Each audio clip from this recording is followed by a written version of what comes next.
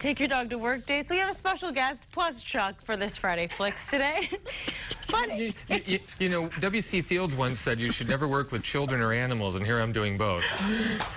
Is that because of my height? Because I know. Well, okay, yes, well, if you want to take it as a comment on your height, you know that's what? fine. Welcome, Chuck Koplinski. Oh, welcome. And actually, what's the name? Roxy. Are you sure? I yes. thought it was Spaz. Well, it also might be Spaz. Yeah, but I'm not Spaz. sure. But we do have two kind of animal-themed movies Are you here. regretting this, by the way? Oh, absolutely. But anyway, let's start off with what you say is a really great movie, right? Yes, let's talk about that. And, of course, I wanted to focus on that. Well, so much for that this morning. Movie called American Animals, one you probably haven't heard of, but I desperately hope you try this out. This is an incredible true story. This is based on a robbery that goes horribly wrong at Transylvania University, which is outside Lexington, Kentucky. There were four guys there, four students by the name of Warren Lipka, Chaz Allen, Spencer Reinhardt, and Eric Borzik. And what we see here in the film is this whole thing recreated on film. We see these guys trying to find their place at the university, and they're all just kind of drifting along until one of them, a guy by the name of Warren, played by Evan Peters, comes up with the idea that they should break into the rare book room at the university and steal some books that they have there. And the books they have there are incredible. They have a first edition of Charles Darwin's Origin of the Species, but the big thing is that they have an original edition of John Audubon's Birds of America. If you know nothing about this book, it is an incredibly large tome. There it is right there. And they do some research, and this thing is valued at about $15 million. This is back in 2004.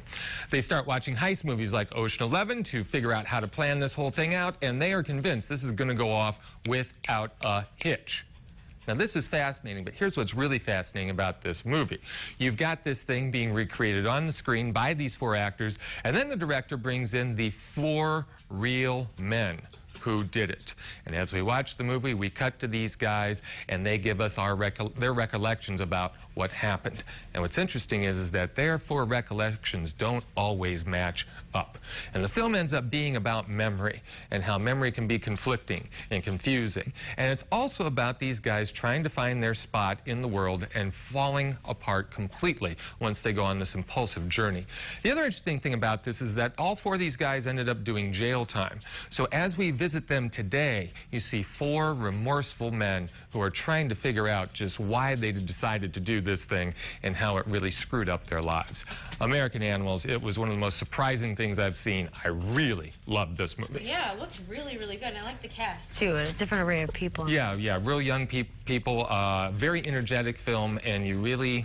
Like I say, it's one of those that within 10 minutes I was sucked in completely, and I'm going to be seeing it again. Oh, I have to see that one then. But one that I have a big question about is a sequel to kind of a redo of a classic movie, right? Redo, sequel. Yeah, I don't even know what you want to call it anymore. Whatever you want to call it. I mean, how about another cash grab?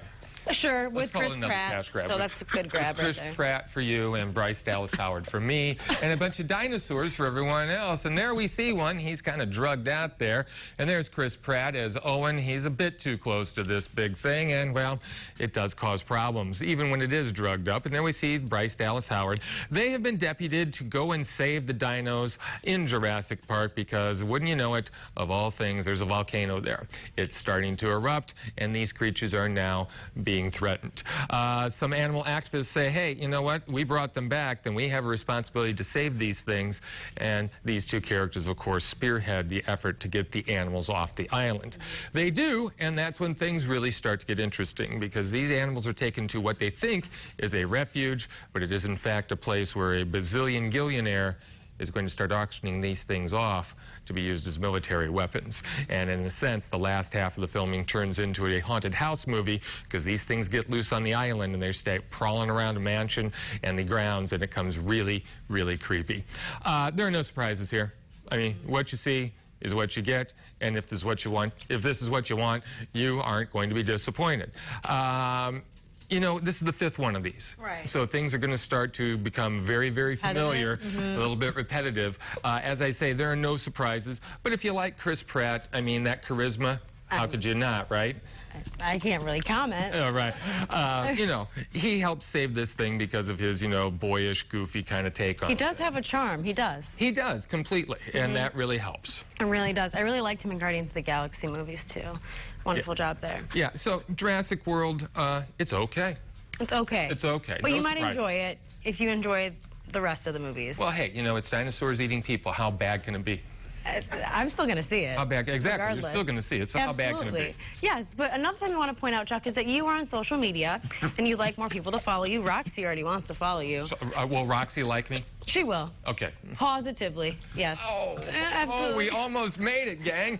Out of fun. We almost made it. But if you guys want to check out Real Talk with Chuck and Pam, they're fabulous. They put a lot of fun posts up and a lot of their favorite movies that you might not know about. So it's kind of cool. Check those out. Thanks. All right. Thanks, Chuck. Thanks, Rox. We'll be right back with more of The Morning Show.